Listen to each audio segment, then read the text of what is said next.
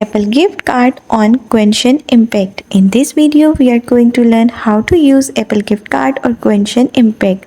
So as you know, Genshin Impact is a game that you can play on your Apple and Windows device, or you can also play on your Android as well. So suppose you want to buy something and you have an Apple gift card.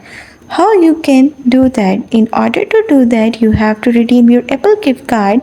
In order to redeem, you just have to go to your App Store.